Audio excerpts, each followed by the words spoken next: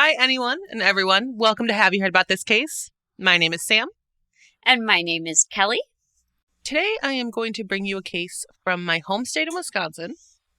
But before we get into it, what's your question for us today, Kelly? Okay, so my question today, now I'm a scaredy cat, but I know that both you and Ash love horror movies. Yes. So what is your favorite horror movie? Oh, that's a hard question. I probably have to go with The Shining. Oh, that's a good one. I have seen that. It's always been one of my favorites. It's one of the first I ever watched. It's my favorite book. Oh, it's a good book. But there's a lot of controversy with it, which makes me sad. The book is... But it's so good. Yeah, the book is a little... Yeah, I see why there's a little controversy around it, but I read the book. Well, just the filming with Shelley Duvall. Oh, yeah. Oh, God, I didn't even think all of that. Like, that just makes me so sad. But it's so good. And it's, like, I don't know. But, Sam and our wonderful listeners, I just got news that I thought was great. I was reading People magazine, which I subscribe to because I need something for brain candy. I don't know about you guys, but they had a big article on Shelley Duvall and her return to acting. She's coming back. Oh, really? Yes, she's been retired. Oh, good for her. She's been retired for years out in some tiny town in Texas. Yeah. And now she's in a film coming up, but she's back to acting and good for her. I heard The Shining was hard going for her. Yeah, there's a really interesting documentary on it. I think it's called Room 237. Oh, about the filming? I think it was on Hulu for a long time, so it might still be on there. Yeah. Oh, cool. I know Ash owns it. We watched it at her place last Christmas, but it's all about kind of what went into the filming and interviews with people and a lot of rough things happened to her. Poor Shelley. But it's such a good, I love the book. I love the movie. And it's definitely my favorite in both categories, I think. Gentle listener, made it through around an hour of The Shining before I was I'm too scared. You never finished it? I finished the book. I was too afraid. It's something about the movie. Horror movies just scare the shit out of me. And it was the scene. I went and saw Scream yesterday, the new one. It was the scene where it wasn't good. Oh, that sucks. Because isn't it a return to the series? The sixth one? Yeah. It was interesting. There were a lot of little interesting things, but put together as the whole plot, it was lacking, in my opinion. It's if they pushed these things differently, it would have been better. Yeah, that's interesting. The ideas were there. The concept was there. Yeah, I don't want to ruin anything if anyone's listening, because it just came in theaters for us. Yeah, Friday? It's 2 days ago? Real recent. Yeah, it just hit theaters 2 days ago. And so we're recording this ahead of time, but yeah, I was sad. That's a bummer. Well, at least we have to console us that Shelley Duvall is coming back to us, even though The Shining was crazy. I only made it through about an hour of the movie to that scene where Jack Nicholson is just staring at the window, watching them play in the snow. Oh. And then it cuts so close to... Yeah, you didn't get that far in. I didn't. It gets so close to him, and it just flashes the word Wednesday. And I about jumped out of my skin. I was so scared that all they did. It was very, it's a great movie. It continues to get so good. To scare... Yeah, I think that was one of the first. I know the first horror movie I ever watched was Psycho. And I'm pretty sure, maybe it was the second or third that I watched was The Shining. I read the book. And the book was... the book is so good. The book was good. I didn't hate it. I enjoy reading things much more than I'm a very visual person. So when you get into the horror movie territory for me, that's when I get super scared because I can see all of it. But if like I'm just imagining it in my brain, it's easier. So I did read the whole book. And I know what goes on. I loved this scene in the book, and I wish they did it in the movie. The elevator scene when Wendy or Danny are in their apartment, they hear the party happening in the elevator, and then the doors open and it's just a party hat on the ground. Like, I loved that so much. I wish that was in the movie. Yeah, I just feel definitely one of my favorites. The only thing, and I don't want to be controversial, maybe this is, what are they? Unpopular opinion. I was going to say, what do they call it? An unpopular opinion. My unpopular opinion about the book is that I felt like he kind of phoned in the end. He did. I like them, and he very much disagrees with it. He hated the movie ending. The movie ends differently? More. I didn't know the movie ended differently. Oh, okay. I see it. Yeah, because when I was reading the book, I was like, this ending just doesn't really, it just feels very like, it's it's much better book. Did you finish Dr. Sleep? I know you were reading that. No, okay, y'all. That's a good Dr. one. Sleep. Dr. Sleep, if you don't know, love Dr. Sleep. If you don't know it, it is a sequel to The Shining. Sam has recommended it to me, which I'm trying to get through it. But if y'all are reading Dr. Sleep, prepare yourself, gird your loins for the first few pages, because there's a scene in there in the beginning. It's a little rough. Yes. It's a little very rough. It's a little rough. I didn't expect it. I was like, oh, we're seeing a reuniting of the two characters. This will be great. And then he tells a story. I won't screw it up for any of you, but it is I don't scary. think you got as far as like the other rough stuff. Oh, I don't think you quite got there. Oh, I don't think I've even begun to encounter the rough stuff. Because it's Stephen King. There's one scene in particular that I know if you had read it, you would have let me know that you read it. I probably would have texted you, like, what? Yeah. Because I texted you about the one that I read. Yeah.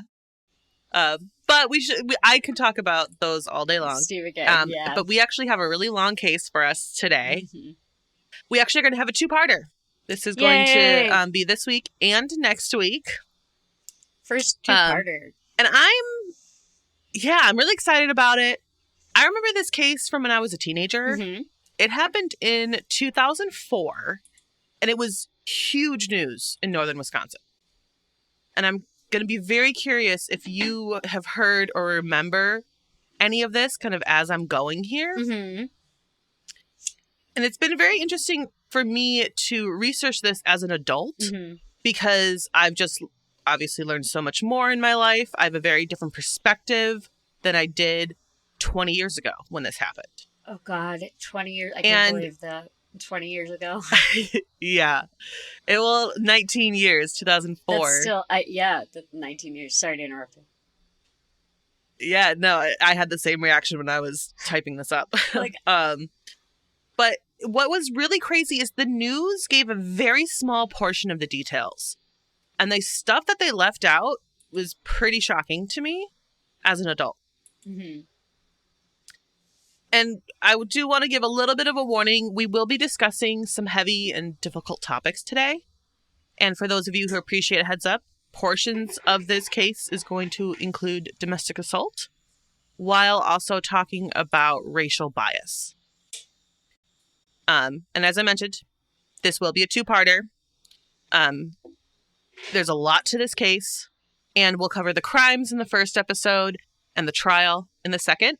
And we won't keep you waiting too long. We will release the second part next week. And then the week after that, we'll be going back to our normal schedule. Kelly, you'll have another one for us after that one.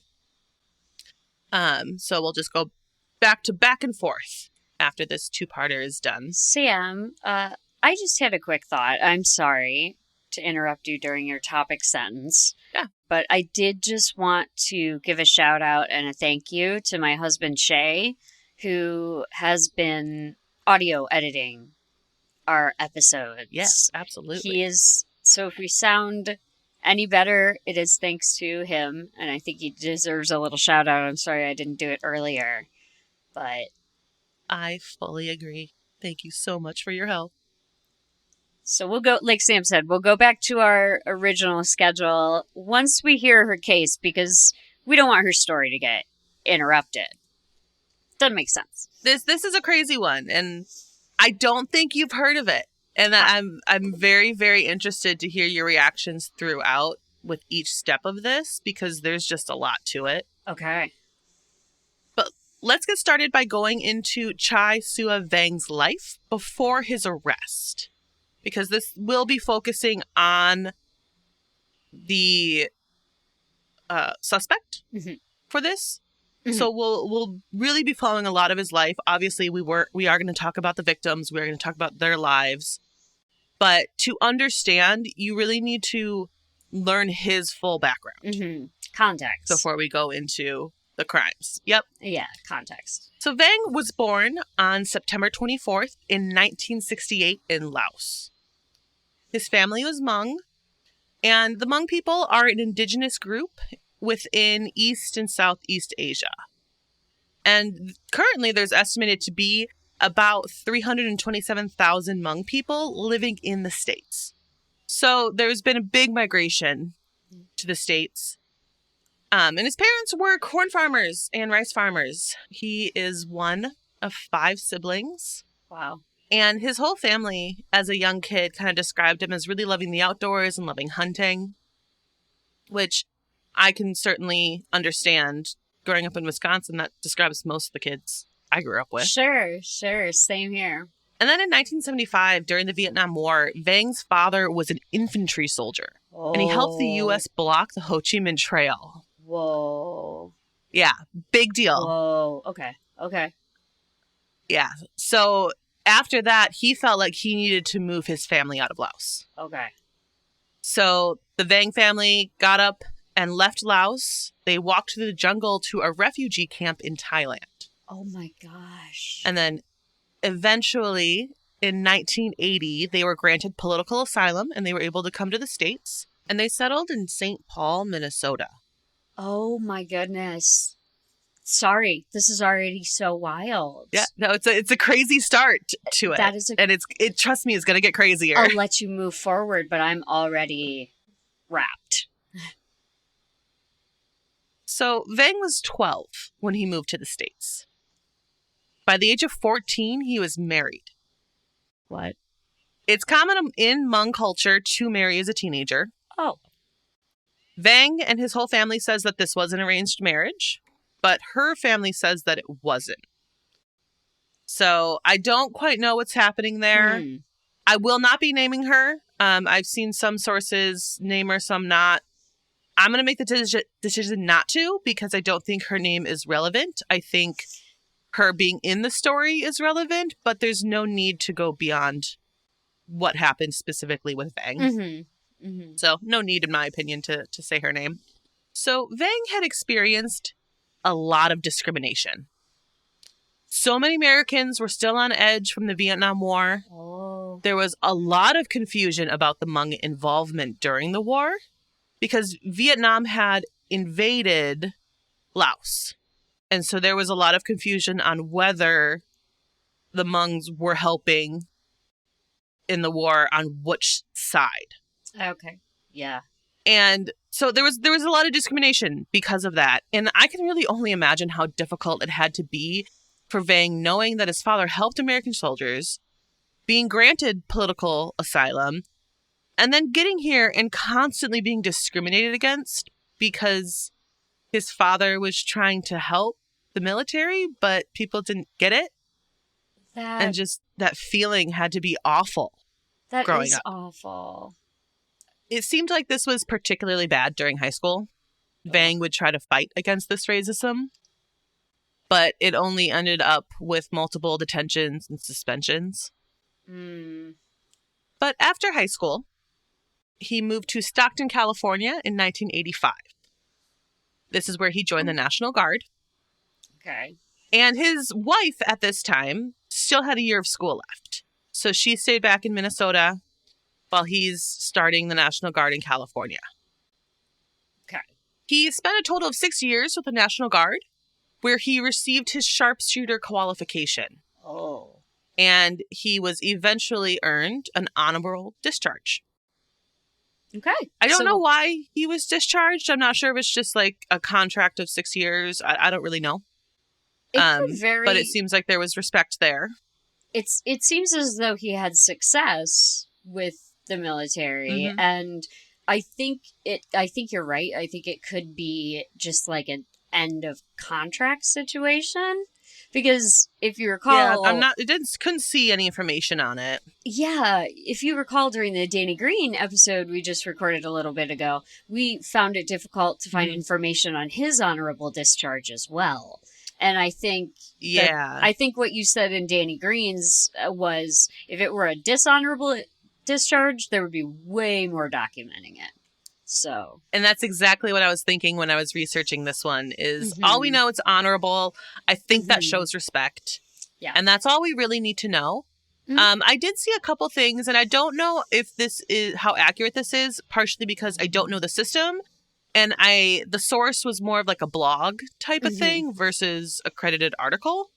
But from my understanding, there are different classes of a sharpshooter for qualification. Okay. For example, one of them is being a marksman. A marksman is one class of that sharpshooter. Oh. He was one level above marksman. From my understanding, I could be wrong on this, but that kind of makes sense when I was reading it. Okay. I didn't even know they were... and that's something to remember for later. I didn't know that until I read that either. Yeah. But I get it. That makes sense to me. Okay, so he's the second highest from the top. Like, is marksman like the top, and then sharpshooter is I think marksman below? is like the middle. Okay. I think... because he's one level above marksman, but they didn't say that he was the top level. So I'm assuming there's more above that. But he got a sharpshooter qualification either way. So exactly. Which is still showing talent there. Yes, yes. So it wasn't until 1990 that Vang had moved in with his wife. Despite already having 3 children with her. Oh, wow. So after she finished high school, I'm not sure if she immediately moved to California, but obviously they were still in contact to have 3 children. Yeah. But they didn't live together. And they were married in high school. They were married, I think, like 83 or... Well, you said 82, and you said quite young. Yeah. So he came to the States in 80, and he was 12 then, and it was 14 when he married her. So it would have been 82 when he married his wife, and it wasn't until 1990 that they moved in together. Wow. So there's a period there where she could have been left alone. Most likely was left alone with these children when he had to go back to the base. I think she lived with her parents. Okay. Again, that's one of those things I saw online that was more of a blog setting and not a credited article. But some of this early stuff is kind of surface level because it was hard to find credited articles on them. So we're kind of blowing through the years here, but I'm trying to like hit like the mile markers of what we know. Regardless, 1990 they moved in together. Exactly. So I believe it was either at this point he had the honorable discharge or he had potentially had 1 year left in his contract. Because since he was there for 6 years, he started in 85. So 1990 would have put him about a year before it ended. And after the honorable discharge, he became a long-haul trucker. Okay. This became particularly difficult on his wife. They'd finally moved in together 8 years, and then he was suddenly gone all the time. It left her alone to take care of the kids. And again, if I believe she was home with her parents, she would have had her parents' support through this, before this. And if they moved in together and he's immediately gone, she's just on her own. Nothing else. Right. So what they eventually made the decision to do was move back to Minnesota, and he started to drive trucks locally. Okay. This gave him the ability to still work a full-time job, but he was able to be at home at the end of the day, help take care of the kids, and be with his wife. Mm-hmm. Mm-hmm. So then in 1995, Vang went to Thailand to receive shaman training because he felt like it was a calling that he had to do. And according to Wikipedia, there's a lot of different shamanisms. So he specifically went to study shamanism in Thailand. Okay, yes. And shamanism is a system of religious practice and is historically often associated with indigenous and tribal societies, and involves belief that shamans with connection to the other world have the power to heal the sick, communicate with the spirits, and escort souls of the dead to the afterlife. Okay. So it's this very spiritual person who can channel these energies, and ideally uses this knowledge and these abilities for good. Mm-hmm. Yeah, sure. I can imagine that only 5 years later, he just went to Thailand and she's alone again. Yep. You kind of see a bit of a trend starting. Oh, yeah, pattern. Yep. So then just a handful of years after receiving his shaman training, the first incident that prompted a police response took place. Vang's wife had some friends over for dinner, and afterwards he asked her why she invited those men over to the house, even though they were his friends. So this obviously upset his wife because that's an incredibly controlling question to ask. Yeah. Like, you're inviting friends over, friends that your husband is also friends with, and he's getting upset about it. Strange. So I understand why she's upset. Yeah. And I'm not sure if she was sitting on this information for a while or if she had just found out. But a little bit later that night, she showed Vang a birth certificate of another child with Vang listed as the father. This child is not hers. Oh. So he clearly cheated on his wife with another woman and had a child with them. Oh. And she found out. Oh. Well, he's away all the time. So again, I don't know how long that she knew this. I don't know if this was brand new information. But as you could also understand in this situation, which I don't agree with it, but you can understand it, you can see that Vang's going to be very upset about this. But his choice was to point a gun at his wife. Whoa. Mm-hmm. Whoa. It's their kids who called the cops on him because they were actually scared that he would kill their mom. Okay, oh my God. Oh. There's a lot to unpack there. Oh my God. I can't believe that you would do that to your kids. I can't believe you would do that to your kids. They have to have that, force them to call the cops because they think your mom's going to die. And my mind is because blown. She found out your dirty little secret. Right. I mean, it tracks. He's away all the time. But to have found a birth certificate, maybe you're right. Maybe she had been sitting on it for a little bit.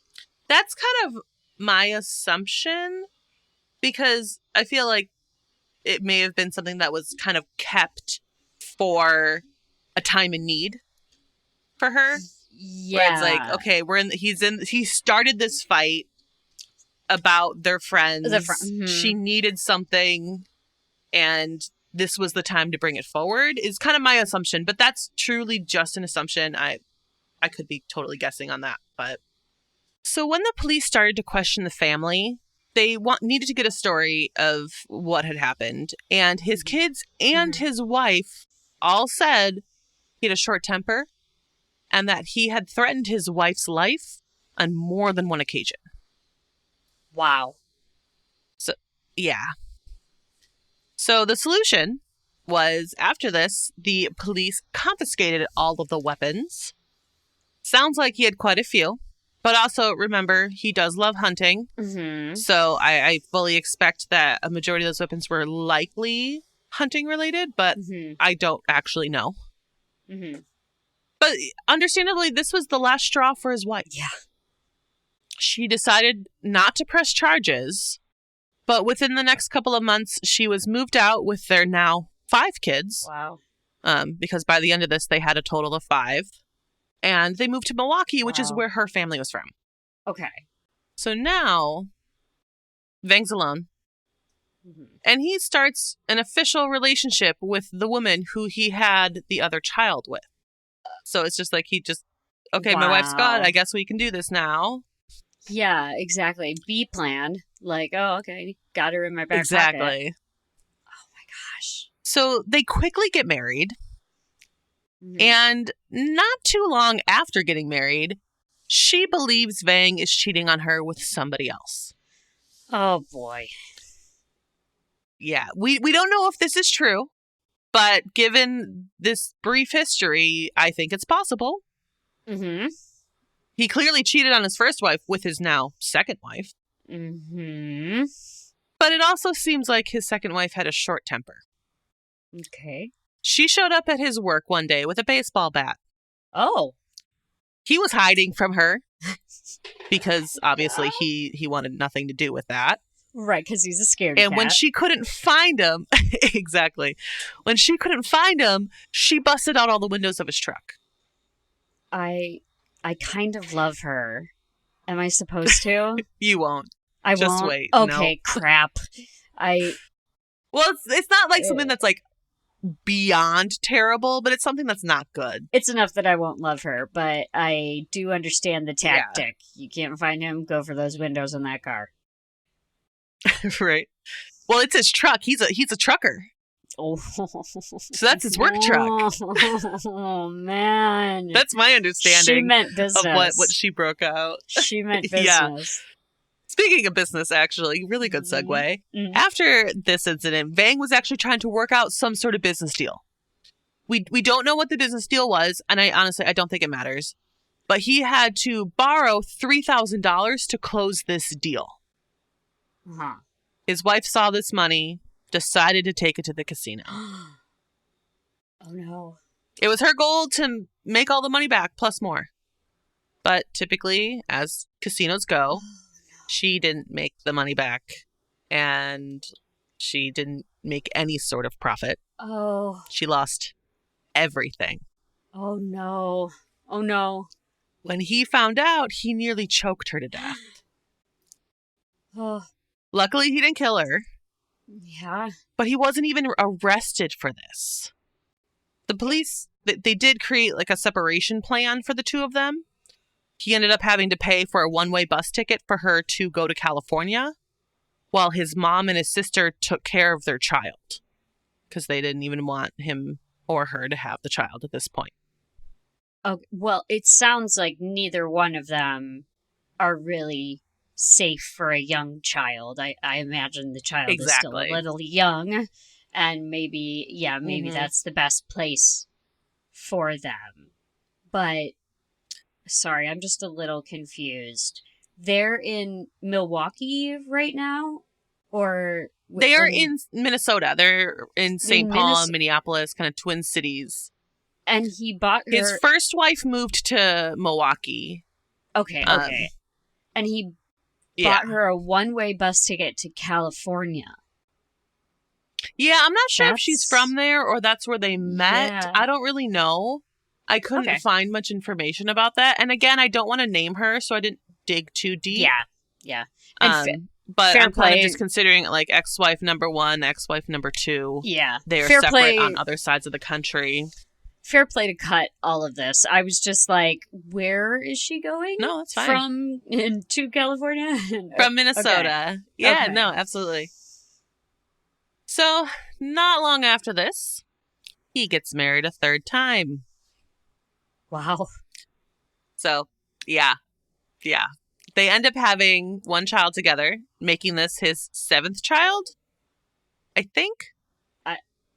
Again, I saw a report that he potentially had 3 kids with another woman in California. outside of any of his marriages, making it potentially 10 kids. But honestly, I don't know. That I didn't find that confirmed anywhere else. Mm-hmm. But 7 is still a lot. That's a lot to take care of. That's a lot. I would say that's a lot. I would say that's and we know that Vang was minimally paying for child support to his first wife. Okay. And it was about that payment was about $600 a month, from my understanding. Mm-hmm. And he was not making that much money. So he was having to supplement his income using credit cards and just racking up debt, trying to make ends meet. Well, because he's paying the first wife, and the first wife has 5 children, correct? Exactly. So that is a lot of child support, likely. And I couldn't see any confirmation if he was paying his second wife. Yeah. For their one child, but we know his mom and his sister's taking care of them, so maybe it's not necessarily child like payments in that way. It's support. I honestly I have no idea. But one thing that was very well known is he didn't have money. He was really struggling. Right. So his first interaction with the Department of Natural Resources, the DNR, was in 2001. I believe this is with his third wife, but he purchased one fishing license that year, which allowed him to take only 15 fish while fishing. Mm-hmm. And for those of you who might be unaware, you need to purchase a fishing license, which gives you the ability to fish and then take those fish home to cook or do on taxidermy, kind of whatever. Mm-hmm. But you're given these caps and these limitations, and you're required to have this license to do any of it. Okay. And this is really to kind of ensure population control. Mm-hmm. They need to allow more people to have the ability to fish, but they also need to not make a huge impact on the fish population so that each year you have a healthy population to continue doing this. Okay. Right. This is a very, very heated topic in northern Wisconsin. Okay. All right. What? Because of treaties. I'm so sorry. What lake, when they're in northern Wisconsin here, what lake are they fishing in? So this is technically happening in Minnesota. Okay, so this will come into a lot of play later in Wisconsin. So I just want to give a little bit of background of why it's such a charged topic. Yeah. There. Go ahead and go forward with that. But again, I don't think the specifics are required for this part of it. We'll get into some specifics later. Yeah. Like I said, go ahead and feel free to cut. I just, first of all, I didn't know you. No, that's fine. I had no knowledge of this topic. So go. Oh my God! Forward. Just wait. Yes, go on, please. So this is an incredibly heated topic in northern Wisconsin. Because of treaties that were designed to protect Native rights, the Native Americans were not required to obtain a fishing license. Mm-hmm. And they also had the ability to spear fish, which is not something that you can typically do as a non-native. Okay. These treaties were challenged in 1975. People did not want the natives to have all these special privileges. But it wasn't until 1987 that it was determined that regulating the natives' hunting and fishing rights was a violation of the treaties. I agree. Unfortunately, this ruling caused more racial tension directed at the natives than normal. Oh, no. Protests started and eventually turned into rioting. Wow. And in 1989, the Wisconsin governor created a treaty task force that sent officers dressed in riot gear to monitor the protesters. Wow. And it was insane. And if you guys, we may have mentioned this in a past episode. It's one we probably won't release, but I went to Kent State, and if you guys have never seen a cop in riot gear, they look scary. They look like they're about to go fight an army, which they sort of are if it's a riot, depending on the scale. Yeah. So it's scary. Unfortunately, oh wait, let me hold on.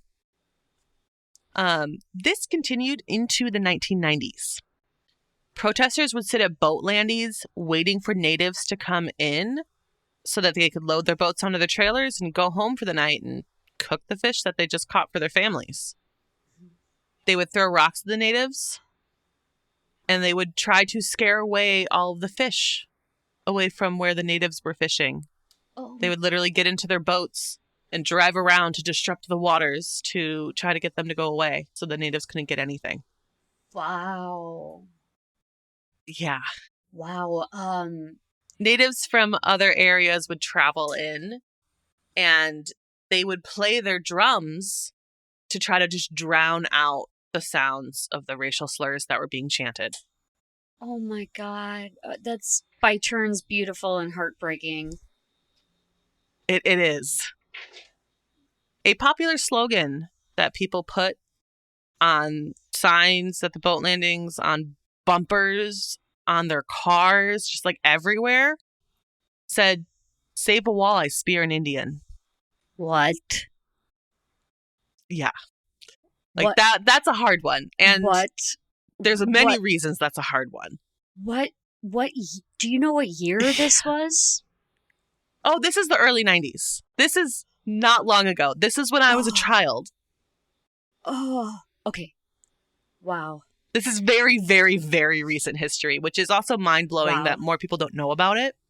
I have no idea. I know that, like Sam, you said I might know this one. I can't remember if you said it off air, but I so far have not heard of any of this, and this is all new information. We're not even to the crime yet. This is honestly just background, but it's really important information to the case that we're going to get to soon here. Mm-hmm.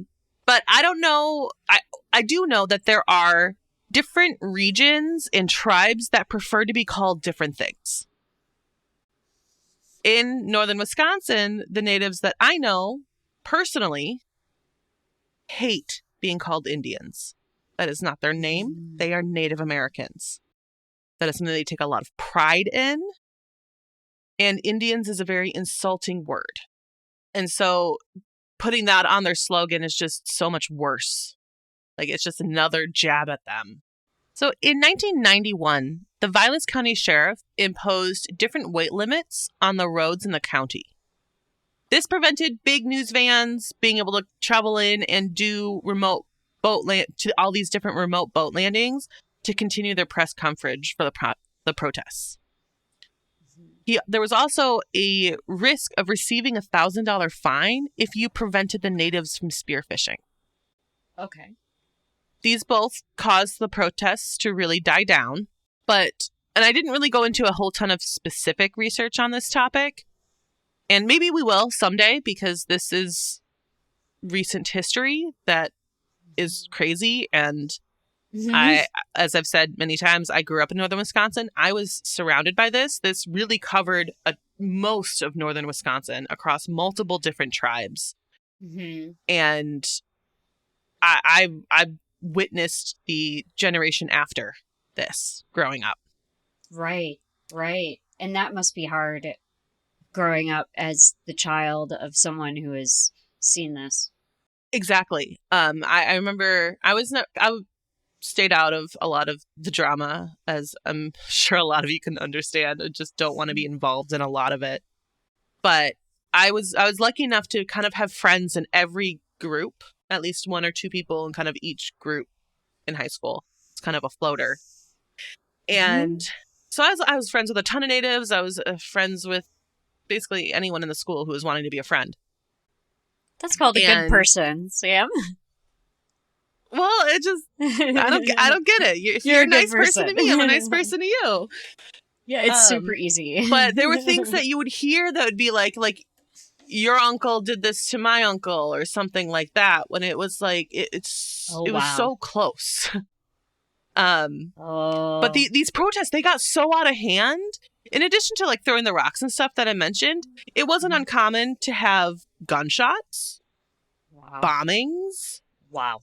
Like, this is all happening in small town northern Wisconsin over fishing. Yeah. So like this is just recent history. There's so much turmoil on this topic. Like, we could go on and on and on about this and the events that happened in northern Wisconsin. But what you really need to know is that this really still impacts it today. As I had just mentioned, I was in high school just a generation after this. And I saw the direct result of, they called this the Walleye War. Oh. And I was surrounded by it every day. Like, wow. It's still a problem. And even like when I was in high school, if one of the kids wanted to rile up a native, they would still start by calling him an Indian. And that's just like an immediate insult. Yeah. Like, it wasn't uncommon to have like huge, massive fights at my school. I can't tell you how many like events and things were canceled because it turned into a big brawl. Or they were worried it would, so they'll just cancel the event before it happens. Wow. And the natives had this clothing line when I was in high school. And I don't know if it was something that they started when I was in high school, but I think it was really cool. It said Native Pride on it. And it had a lot of different native symbols. And it was something that they would truly wear that with pride. And that turned into the opposite of it and white pride. And there's a group of kids who would get white t-shirts and write on them with a Sharpie, and then white t-shirts got banned at my school. Like, that's the sort of stuff that was happening. Oh my God. When I was there. You were there and they weren't allowed to wear white t-shirts because they would write that on Yeah, them? white t-shirts weren't allowed. Yeah. That is... I know that this whole story so far has been crazy for me, but that is nuts. Like, the most people, I mean, every high school has, stuff going on, but the most kids were doing at my school were carving the word ice pick into the chair in front of them. They weren't getting their white t-shirts banned over racist slogans. Well, like, another big thing that would happen frequently, it was usually a fight amongst the girls. It was a very big Native tradition to grow your hair long and wear it in one big braid. Girls would go up and chop off their braids. No, they would not. And it's like, yeah, they would. Like, a lot of people think it's like, oh, you're from a small town in Wisconsin. Like, you don't really know, like, how bad things can be. And it's like, no, I do. I like, it's different. It's very different. But I've witnessed like terrible things. That is really bad. That stuns me. That I can't believe somebody who was raised. Maybe they didn't have parents at home. I don't know what was going on, but I was raised, and I know not to go up to somebody and chop off their braid no matter what. And to have something as like sacred and traditional as their hair and to just chop it That off, was the point of it. It was because it was sacred and traditional, and the racism is real. It really is real up there. And it's changed. It's a lot different than the 90s, but clearly stuff exists. And I just want to, and I mean, give you that like history of how current this is in the area. Yeah, this is happening in the 90s, and that just makes me so sad, because for all we know, it was important traditionally, and maybe that child had never had a haircut in their life, and all of a sudden you've just destroyed it. Yep. That blows my mind. And I've known people, like, I've had friends where that's happened to. I've known people in class where it's like, that's exactly the case. So yeah, things have been rough in the area. Wow. But let's jump back to Vang for a while, because you'll have another history lesson coming up shortly. But Vang bought one fishing license. If you remember, he's out fishing. And we went through all of this to kind of learn what's required for a fishing license and why it's important. Yeah. So he went fishing with his wife and his 2 children. So that requires a total of 4 fishing licenses. Oh. They then also ended up catching more than 150 fish. Oh, okay. So when the game warden saw this, they decided to be nice to Vang and his family. They allowed each family member to take 15 fish each. Despite only having one license, they allowed him to do this. Mm-hmm. And they also did give him a fine. Mm-hmm. This is really kind of considered as a slap on the wrist for this type of violation. 150 fish is the fine was like $500, but like still, it could have been a whole lot worse. And yeah, they had to, they only got to keep about a little less than half of their fish, but that's still 60 fish a person, 15 fish for 4 people. That's still a good number of fish. Yeah. So then just a few years later, he is deer hunting with a friend of his. And they have 4 deer tags between the two of them. And a deer tag is similar to a fishing license. You get 1 tag per deer. Okay. Hunting is a bit different than fishing when it comes to the aspect of what is required of you to get your license. You have to take a hunter safety course before you're allowed to get the license. Oh, okay. In the hunter safety, you're taught where you can and can't hunt. There's a lot of public land that you are allowed to hunt on legally. There's a lot of people who buy very large plots of land so that they can solely use it for hunting. Oh. And you're not allowed to hunt in like state forests or national forests, or if you're not invited onto private land. Right. And that's just kind of the basics of it, but that's all. This is all new information to me, except that like private land, you're not allowed to hunt on it, because where I grew up in Ohio, my parents' backyard has a wooded area. And because it was private property, we frequently would have to, well, by we, I mean my dad, would frequently have to go out and kick people out of our backyard for hunting there. I didn't know the rest of this. I actually have it in my notes a little later, but when I was a little kid, we had to put Blaze orange vests on my dog when she would go outside during hunting season. Oh.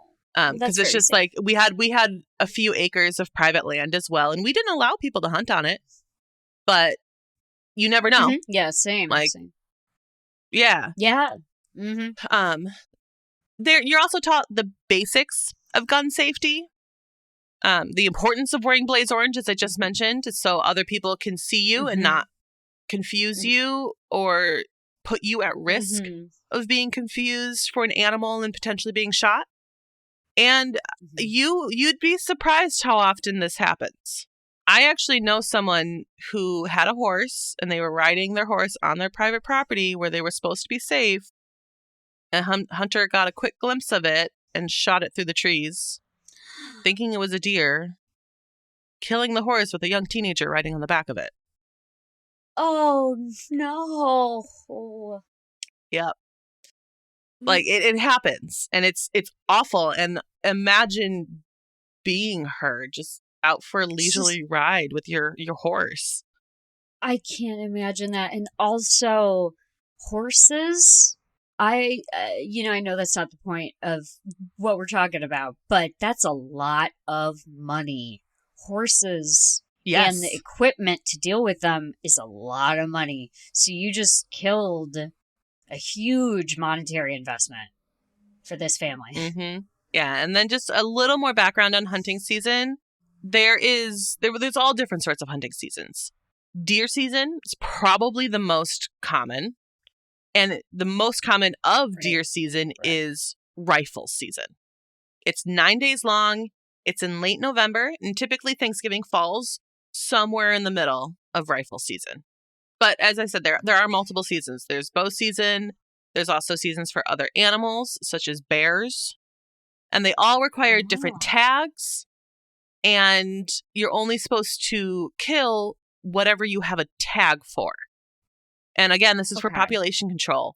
But you can have a doe tag and you can have a buck tag. And those are 2 different things because there's a lot more deer female deer in the population than there are male deer, so they need to control the female population more than the male.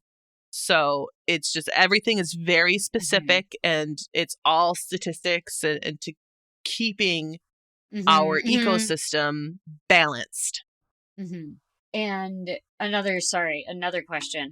I didn't know there were specific weapons seasons. Can you get in trouble for using like a rifle on a non-rifle hunting designated day? Or like a bow on a... Okay. So a big part of it is bow season. You need to be quiet for. You need to shoot that animal a lot closer than you do with a rifle. So you need to have that quiet ability to get a lot closer to it.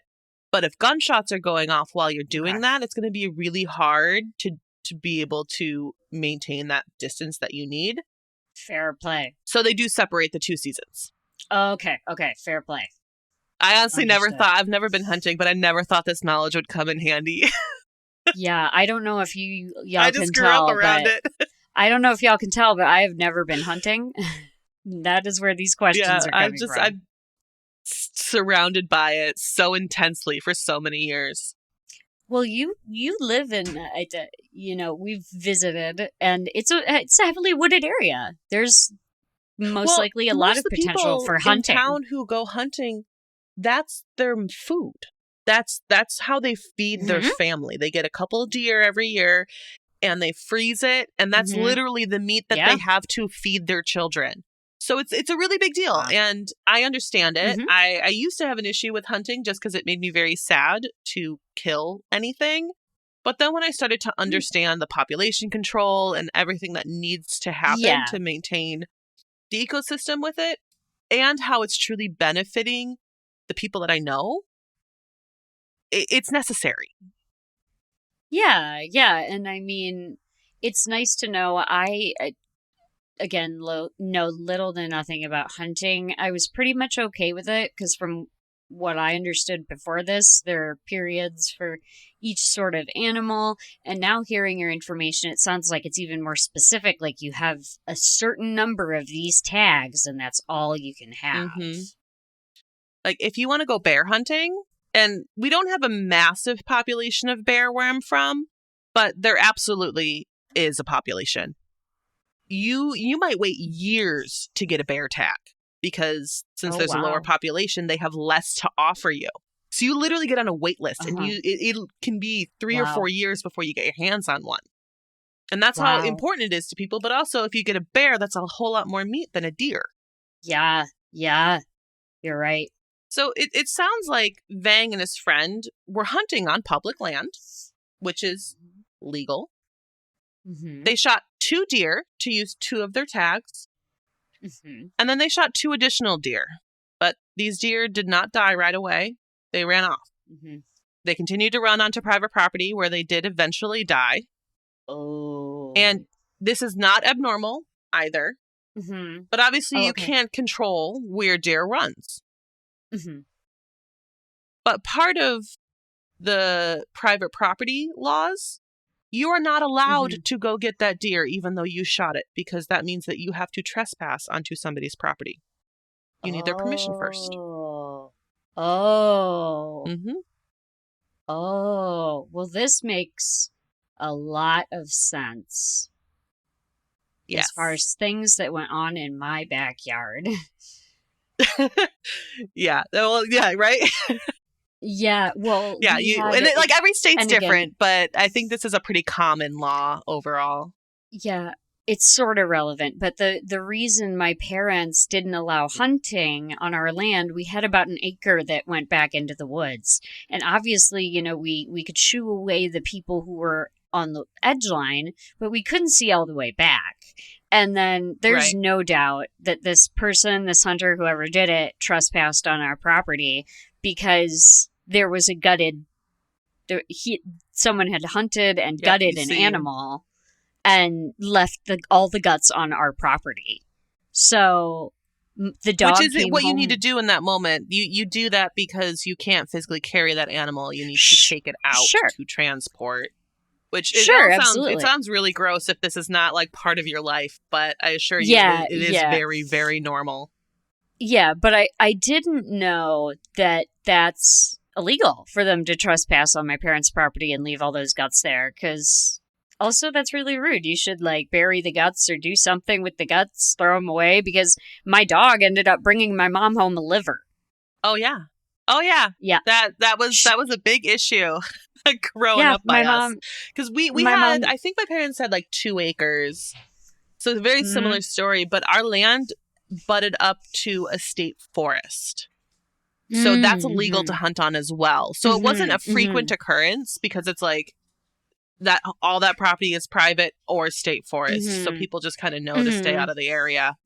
But yeah, you get the dog running back to the door, because we were the type of family, we just open the door and the dog goes and has fun in the woods and then comes back when they're ready, covered in literally blood and guts. Yep. And yep. Yeah, that's okay. Happened more than once. Wow. Okay, I was not aware that you would have to ask the owner. It makes perfect sense, but I was not aware that even if you shoot the deer and it runs onto private property, you're not allowed to, like, drag it away onto unpublic. If you get permission, like, I think my parents always had the decision, like, if anyone ever came to ask us, we would say, yeah, that's fine, but please don't gut it on our property, type of thing. We just never had that. No one's ever asked us. But Vang and his friend decided they were just going to go get their deer anyway. And they got caught. No. This could have been another slap on the wrist. It could have been a $244 fine. But Vang didn't pay his fine. This became a bigger issue. There was a warrant issued for his arrest. And I couldn't find, like, what his punishment was, but I do know he was convicted of trespassing. So that's kind of all you really need to know. Sounds like it happened.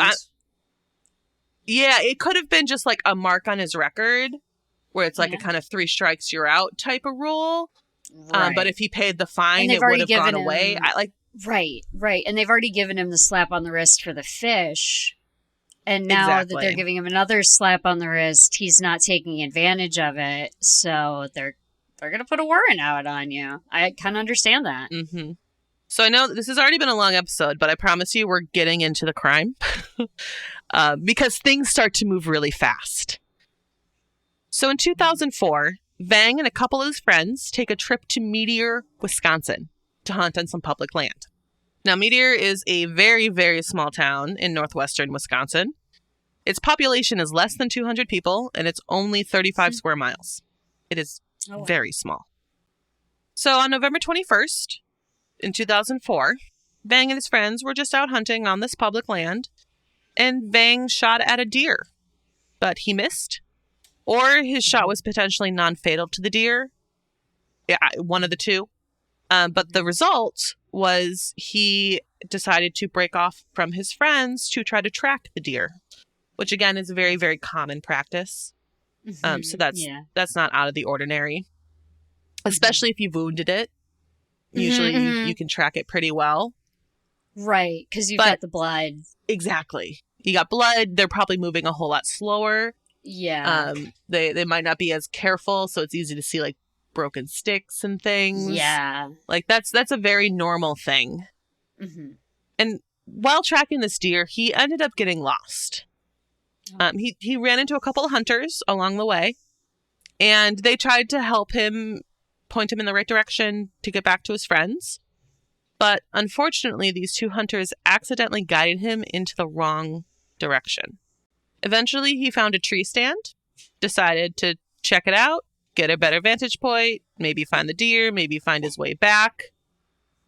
Unfortunately, this tree stand was on private property. Oh. So Terry Willers and Bob Corrado were the owners of a 400-acre plot of hunting land. And they were staying at a cabin on the property with a large hunting party. They had about 15 people in their hunting party that weekend. That morning, Willers was out alone walking the property. He saw Vang and radioed back to the cabin for the rest of the party just to ask if anyone was potentially out and about and would be in this tree stand. He discovered pretty quickly that Vang was trespassing on his land, and he told him to leave. Vang didn't argue. He got down out of the tree stand. He started to walk away. He told Willers that he was very sorry. He didn't see a fence or any sort of private property signs to indicate that he had wandered onto his land. But this wasn't a good excuse for Willers. He told Vang that he should have used a compass. And that way he might not have gotten lost in the first place. Again, Vang tried to apologize. He tried to walk away. But Willers followed Vang. He wanted to make sure he was properly leaving. He radioed back to the cabin and said that there was a tree rat. But he told him to leave. And this intrigued a couple people in the cabin. They decided to hop on their four-wheelers, meet up with Willers to see what was going on for themselves. So, Bob Corrado, Danny Drew, Joey Corrado, Bob's son, Lauren Hespeck, and Mark Roit drove out to see where Willers was. None of them brought their guns. They just were checking things out. But Bob Corrado was very upset. He was part owner of the property with Willers, and he didn't want anyone trespassing onto his property. Fair. He confronted Vang. Yeah, it is his property. But he goes up and he confronts Vang. He repeats himself, saying that he didn't know he was on private land. He didn't see signs. He didn't see a fence. And he's literally trying to leave. But Bob Corrado didn't want an apology. He continued to ask Vang why he was there, how he didn't notice that he had come across 400 acres of land to the spot where he was supposedly standing, which I will say I believe is a great exaggeration. I know what 400 acres of property looks like. I doubt that Vang would wander off that far. That's a long... Tracking? That's a long way to walk, too. It is. And so I think, like, I honestly, he probably walked quite a few acres. I don't think he walked the full 400. Oh, yeah. But that's just, that's just me. But he also asked why Vang was in the tree stand. He said something along the lines of, like, well, tree stands don't grow out of the ground, and implying that Vang should have known, since he saw a tree stand, that he's probably on private property. Which I agree with and I disagree with. Hunting season is really kind of a sacred time up north. People will set up their stands like weeks ahead of time to make sure they get a good spot, even if it's on public land.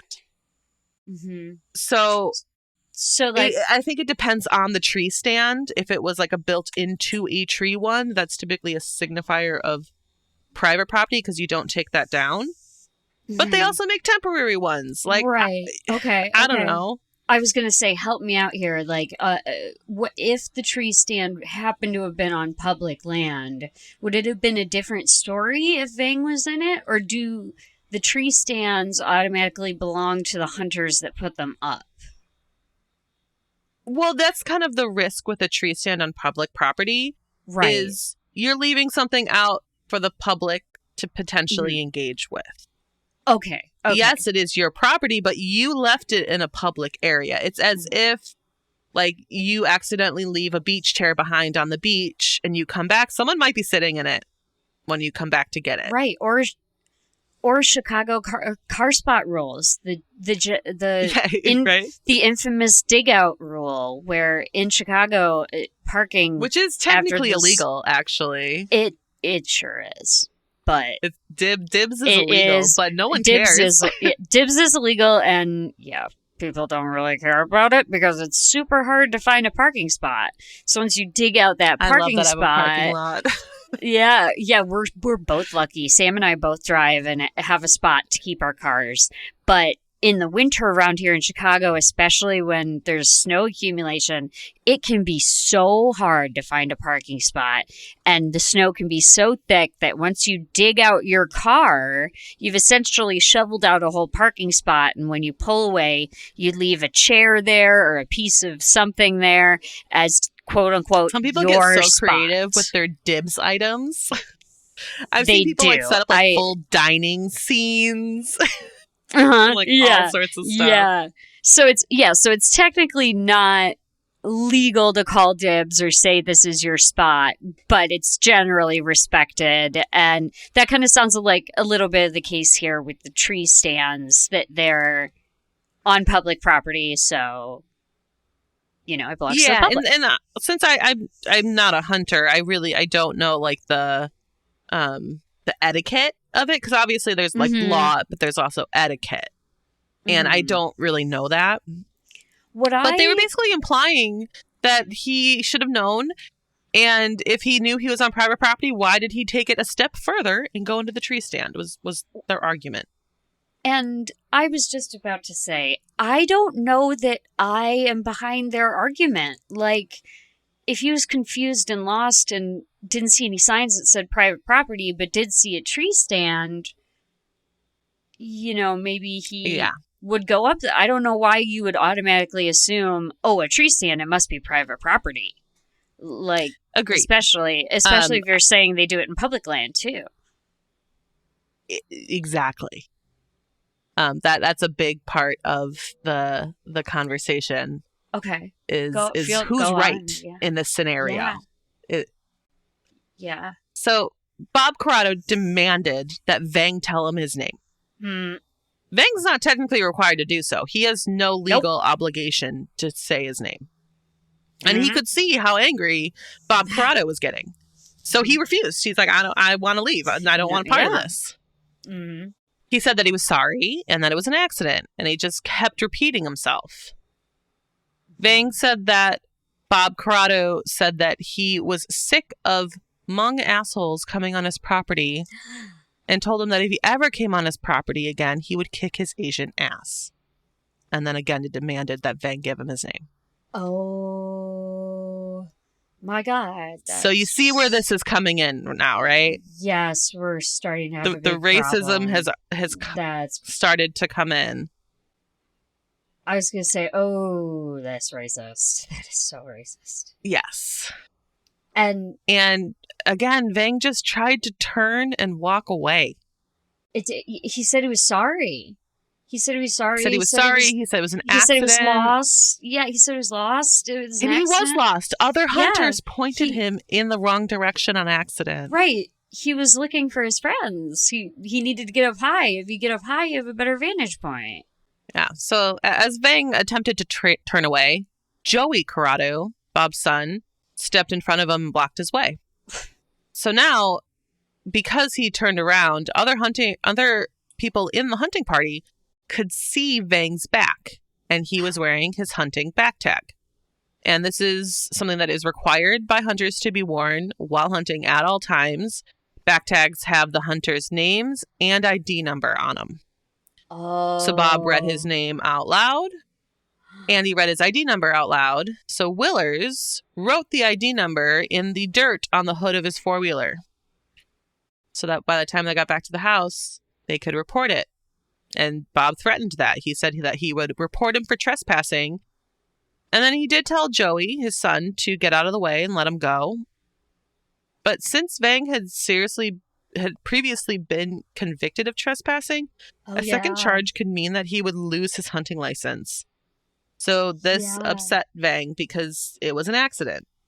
Oh, yeah. So the six men hopped back onto their four-wheelers. I also forgot. Oh, I'm sorry. I also forgot that several members of the hunting party had come out. So it was just Vang against six guys. Six people. Yes. Yep. Okay. Wow. Okay. So he is very outnumbered by angry people right now. Yes. Okay. And the six men hopped back onto their four-wheelers. They started to leave. Willers said that when he looked back while driving away, he saw Vang get down on one knee, remove the scope from his rifle, and aim in his direction.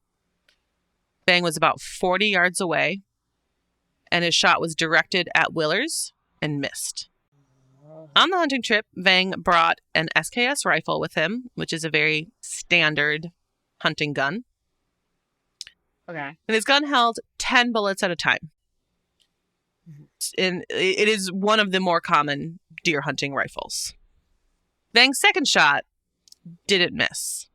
He hit Willers in the neck. Willers was the only one in the party who was armed, because the rest of the men just hopped on their four-wheelers to come check out what was happening. Wow. So Vang then shot Mark Roy in the arm. The bullet traveled from his arm up to his head, where he almost died instantly. He then shot Denny Drew. Shot him in the chest. Wow. This didn't kill him, but it clearly greatly wounded him. Mm-hmm. He had a couple more missed shots after that. And then he shot Lauren Hesbeck, who had immediately collapsed. So now Vang went after Bob Corrado. He was wearing his blaze orange, which made it very easy for Vang to see him as he ran away. Bob Corrado was able to radio back to the cabin to ask for help and tell others to the hunting party to bring their guns. But I'm not sure if this radio actually got through to the hunting party. But he at least heard bits and pieces. I didn't expect it this. It happened so fast.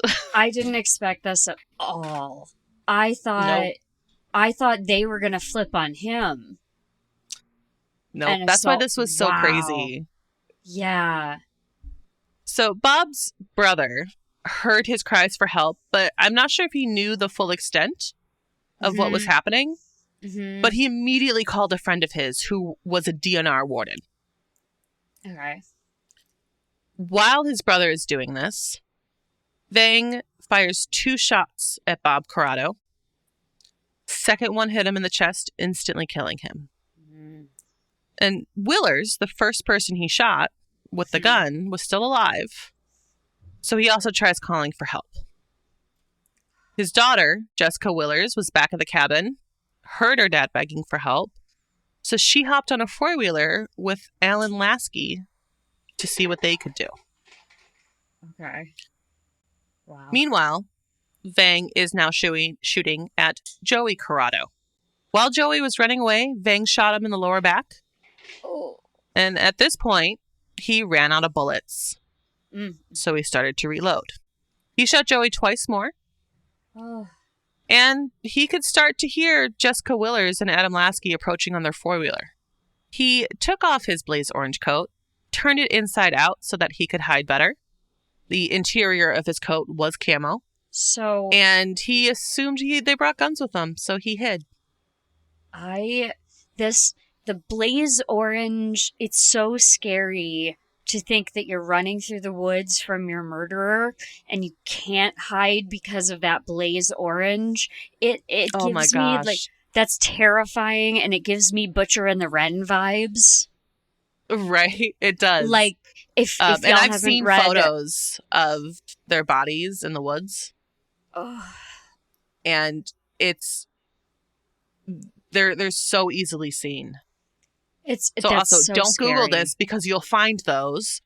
Yeah. FYI. But no, it's every at that point of the year. This is November. There's no green left. There's no foliage. Nothing of that. Everything is just brown. So that contrasting of that blaze orange is so bright. Oh God, that's so scary. So now Vang is hiding. And he watches the 4-wheeler pass him. And once they're fully past, Vang shot them from behind. Coward. They were both on the same 4-wheeler. Lasky was driving. So his bullet first hit Jessica Willers. It traveled through her and hit Lasky.